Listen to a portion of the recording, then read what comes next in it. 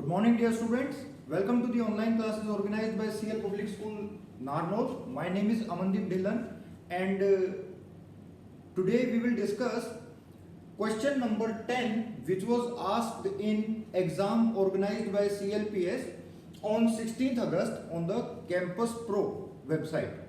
Students, इसमें जो question number 10 है वो बोलता है, और ये वीडियो मैं आपको बता दूं कि नॉन मेडिकल वाले स्टूडेंट्स को तो जरूर देखनी है, क्योंकि ये जेई मेंस पैटर्न पर बेस्ड एग्जाम था। साथ ही साथ अगर आप कॉमर्स या फिर आर्ट्स फील्ड से हैं तो भी आप इस वीडियो को जरूर देखिए, क्योंकि कल को किसी भी कॉम्पिटिटिव एग्जाम में इस तरह का क्वेश्चन पूछा जा सकता है। जस्ट आफ्टर 12th क्लास ना पूछा जाए तो फिर आफ्टर ग्रेजुएशन कई ऐसे एग्जाम्स होते हैं, जैसे फॉरेन यूनिवर्सिटीज के एंट्रेंस एग्जाम्स या फिर आर्मी में सीडीएस वगैरह के एग्जाम्स, जहां पर इस तरह के क्वेश्चन अक्सर पूछे जाते हैं। जुडिशरी के एग्जाम्स में भी कई बार इस तरह के क्वेश्चंस पूछे जाते हैं। तो आर्ट्स वाले जो स्टूडेंट्स हैं वो प्लीज इस वीडियो को इग्नोर ना करें, कॉमर्स वाले भी इस वीडियो को इग्नोर ना करें, और नॉन मेडिकल वाले स्टूडेंट्स को तो जरूर ये वीडियोस ध्यान से देखनी है। Alright students, so question number 10 जो है वो बोलता है there are 10 points in a plane. एक प्लेन है जिसके अंदर 10 पॉइंट्स हैं। Out of these 6 are collinear. इस प्लेन में 10 पॉइंट्स हैं जिनमें से 6 कोलिनियर हैं। कोलिनियर, को प्लस लीनियर। कोलिनियर मतलब those points which lie on a straight line. जो पॉइंट्स एक स्ट्रेट लाइन के अलोंग लाई करते हैं वो कोलिनियर पॉइंट्स होते हैं। फॉर एग्जांपल, अगर मैं इन दोनों पॉइंट्स की बात करूं तो ये दोनों पॉइंट्स कोलिनियर हैं। दो पॉइंट्स तो हमेशा ही कोलिनियर होते हैं, लेकिन तीसरा पॉइंट मान लीजिए अगर मैंने बनाया यहां पर, तो अब ये तीनों पॉइंट्स कोलिनियर नहीं हैं, क्योंकि एक स्ट्रेट लाइन के ऊपर तीनों के तीनों लाई नहीं कर रहे हैं। स्टूडेंट्स, ऐसे ही अगर मैं पॉइंट्स 3 ऐसे ले लूं, मान लीजिए ये 4 पॉइंट्स हैं, तो इन 4 पॉइंट से एक स्ट्रेट लाइन पास हो रही है। That is why we can say that these 4 points are collinear. तो एग्जाम में उसमें बोला हुआ है क्वेश्चन में कि 6 पॉइंट्स हैं जो कि कोलिनियर हैं। सो 4 और ये हो गया 5th पॉइंट और ये हो गया 6th पॉइंट, और बचे कितने? 4 पॉइंट हैं जो कि कोलिनियर नहीं है, तो उन चारों को हमने बना दिया कुछ ऐसे। तो प्लेन के अंदर कुछ 10 पॉइंट्स हैं, वो ऐसे हैं। 6 तो यहां पर हैं और 4 ऊपर हैं, और आपसे बोलता है कि ट्राइंगल्स बताने कितने फॉर्म होने। तो देखिए, ट्राइंगल पहले तो ये समझते हैं कि ट्राइंगल कैसे कैसे फॉर्म किया जा सकता है।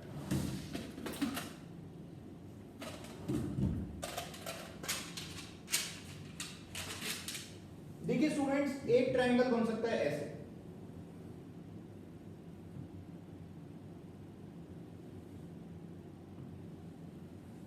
ये एक ट्राइंगल है। एक ट्राइंगल फॉर्म किया जा सकता है कुछ ऐसे,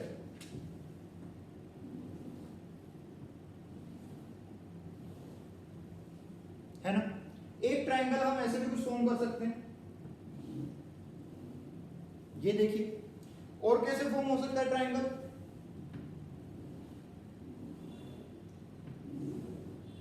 ऐसे ट्राइंगल फॉर्म हो सकता है। ये भी देखिए एक ट्राइंगल बन गया।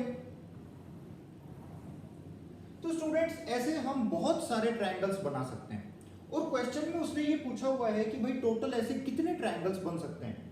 आप ध्यान से देखिए कि बहुत सारे ट्राइंगल्स बन सकते हैं, क्योंकि अगर आप इसको ज्वाइन कर दें, मान लीजिए यहां से यहां पर, अगर आपने इसको यहां से यहां ज्वाइन कर दिया, तो अब देखो कितने सारे ट्राइंगल्स बन गए।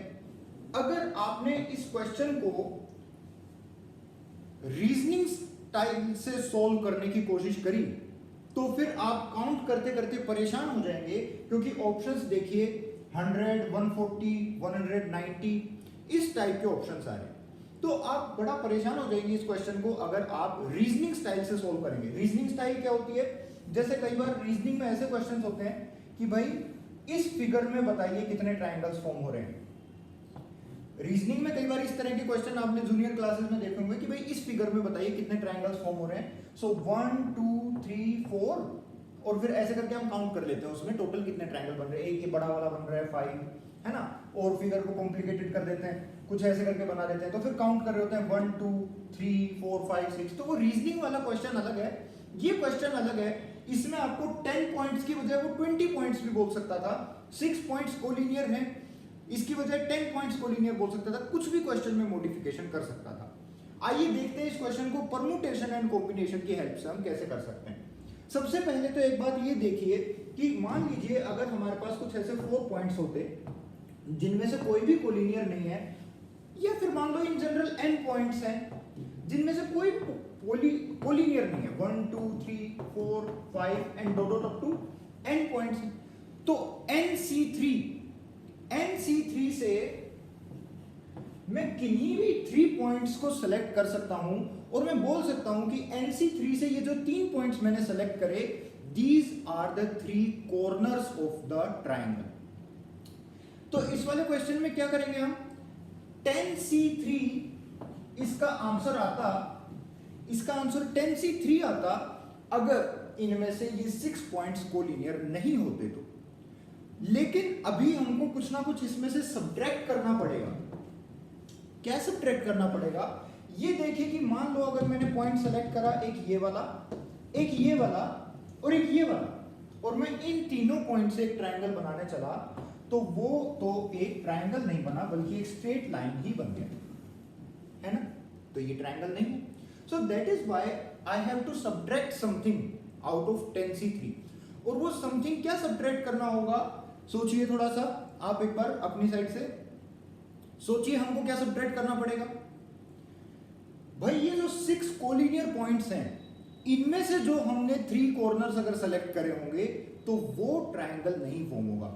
हाँ, लेकिन अगर 2 पॉइंट्स यहां से सेलेक्ट करे होंगे, मान लो एक ये सेलेक्ट करा, एक ये सेलेक्ट करा और तीसरा मान लो ऊपर सेलेक्ट कर लिया, तो वो भी ट्रायंगल बन जाएगा, नो डाउट।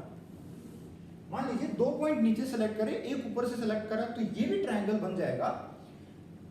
लेकिन अगर तीनों ही पॉइंट्स इस पर हो गए तो वो ट्रायंगल नहीं बनेगा। तो इसलिए हमको 6C3 इसमें से सब्ट्रैक्ट करना पड़ेगा।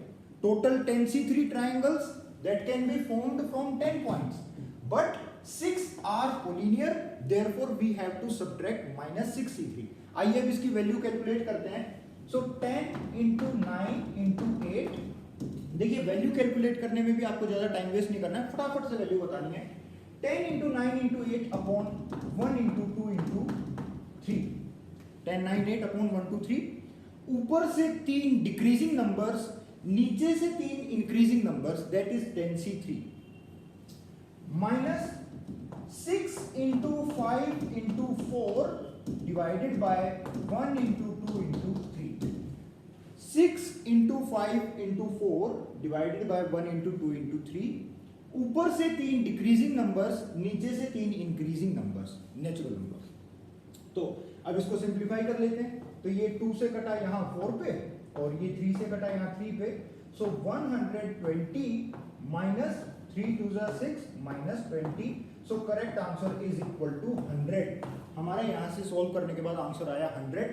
अब देखिए ये क्वेश्चन जो है ये AIEEE में आया था शायद 2011 में, और वहां पर उसने ऑप्शंस दिए थे इस तरह से, और ये ऑप्शंस केवल और केवल उसने कंफ्यूज करने के लिए दिए हैं। वो डायरेक्ट ऑप्शंस भी दे सकता था, option A 100, option B 140, option C 190, option D 120, कुछ भी दे सकता था। लेकिन उसने जानबूझ के इनइक्वालिटीज को इंट्रोड्यूस किया ताकि आप कंफ्यूज हो जाएं।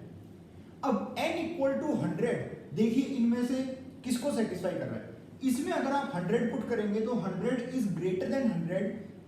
इनइक्वालिटीज में हमने देखा था कि ये एक स्ट्रिक्ट इनइक्वालिटी है, और स्ट्रिक्ट इनइक्वालिटी में इक्वल भी नहीं चलता। 100 is not less than 100, so option A incorrect.